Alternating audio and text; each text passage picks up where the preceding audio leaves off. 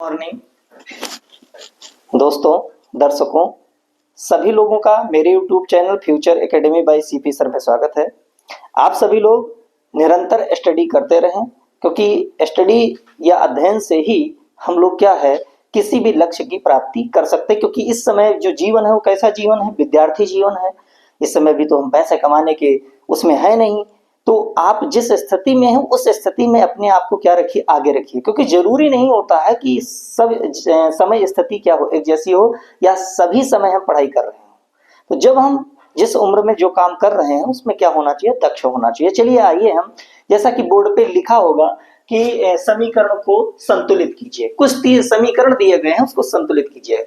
देखिएगा, मैं फिर से बात बताता हूं, संतुलित समीकरण क्या है। किसी भी रासायनिक अभिक्रिया में या समीकरण में जितने भी परमाणु उपस्थित होते हैं अभिकारक एवं उत्पाद में, उन दोनों की संख्या आपस में क्या होनी चाहिए, बराबर होनी चाहिए। उसी को संतुलित कहा जाता है। चलिए आइए हम पहले समीकरण में देखते हैं कि यहाँ पर लिखा हुआ HNO3, यहाँ पर लिखा है CaOH का होल ट्वाइस, यहाँ पर लिखा है CaNO3 का होल ट्वाइस, यहाँ पर लिखा है H2। इससे मेरा कोई मतलब नहीं है क्या लिखा है, मेरा मतलब यह है कि हाइड्रोजन, नाइट्रोजन, ऑक्सीजन, कैल्शियम, इन सभी परमाणुओं की संख्या जो अभिकारक की तरफ लिखी है वो क्या उतनी ही उत्पाद की तरफ लिखी है कि नहीं लिखी है। हमें इसी को क्या करना है, संतुलित करना है। तो संतुलित करते हुए हम आगे बढ़ेंगे तो क्या होगा, देखिए ध्यान दीजिएगा। चूंकि हाइड्रोजन की संख्या यहाँ पर 1 और 2, 1 कितनी हुई, 3 हुई। इधर चेक करते हैं कितनी है, 2 है। इसके मतलब हाइड्रोजन ही बैलेंस नहीं है। तो NO3 की बात करें तो NO3 की संख्या यहाँ 1 दिखाई दे रही है, जबकि उत्पाद में कितनी है, 2 है।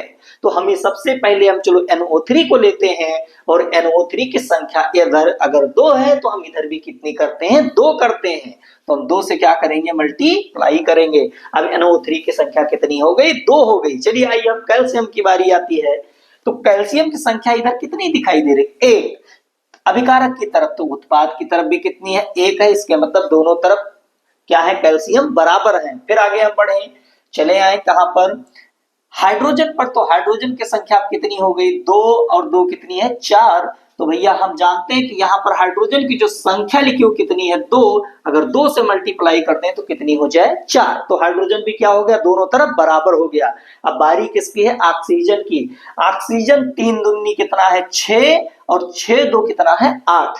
तो आगे इधर देखिएगा, 3 दूनी 6 और 6 2 कितना है, 8। इसके मतलब ऑक्सीजन भी दोनों तरफ क्या हो चुका है, बराबर हो चुका है। चलिए आगे हम दूसरे समीकरण में आए तो देखिए कि सोडियम की संख्या इधर कितनी लिखी है, 1 और इधर कितनी लिखी है, 2। इसके मतलब दोनों तरफ सोडियम बराबर नहीं है।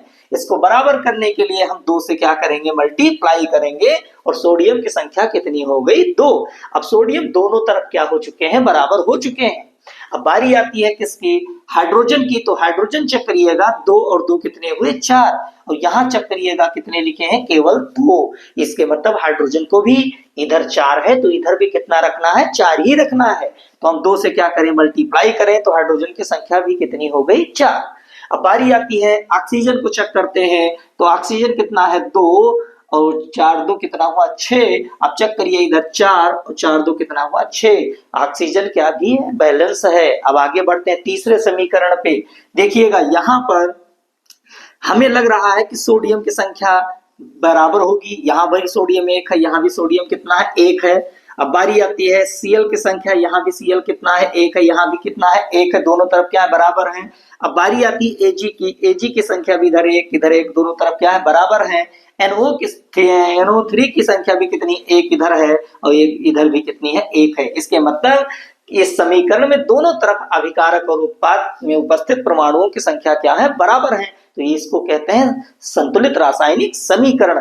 जिस अभिक्रिया में या जिस समीकरण में दोनों तरफ उपस्थित परमाणुओं की संख्या, अभिकारक और उत्पाद दोनों के परमाणुओं की संख्या आपस में क्या हो, बराबर हो। तो आशा करते हैं वीडियो आपको समझ में आया होगा। और कहते हैं ना कि परिंदे पर तभी मार पाएंगे जब आप क्या होगा, लूज होंगे। तो आपको लूज नहीं होना है, परिंदों को अपने पास भटकने नहीं देना है। आजकल का मौसम आप जानते ही हैं क्या है कि भैया सबसे बड़ी चीज है कि विचित्र बात तो ये है कि किसी से कोई भी बात करो तो एक ही चीज कहते हैं कि मुझे क्या हो गया, लव हो गया, लेकिन ये गलत बात है, क्योंकि जानते हैं कि विज्ञान के अनुसार मैं चलूं तो विज्ञान कहता है there is a no love, क्या है कि कोई ऐसा नहीं है, ओनली फिजिकल अट्रैक्शंस। तो आप लोग सावधान रहें, क्योंकि ऐसे अगर उसमें पड़ गए चक्कर में तो आपका भविष्य क्या होगा, खत्म हो जाएगा। अपने भविष्य के जिम्मेदार कौन है, स्वयं है। इसीलिए इन सभी चीजों से क्या करें, बचें और निरंतर क्या बढ़ें, आगे बढ़ें।